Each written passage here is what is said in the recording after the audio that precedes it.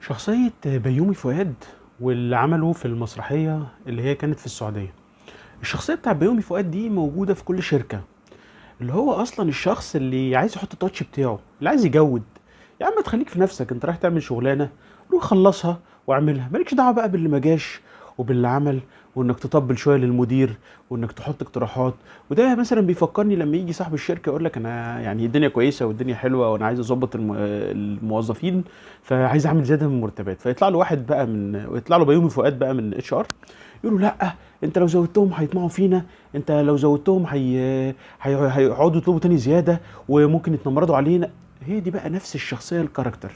انت واحد رايح تعمل، واحد عمل موقف كويس وانت رايح، انت خلاص ما عملتش الموقف كويس ده فمتضايق، فرايح تحاول تعيب فيه عشان تراضي الراجل اللي بيديك الفلوس. بعدين في الاول والاخر انا مش عايز حاجه، انا مش بتاع فلوس، انا كويس قوي، انا تمام.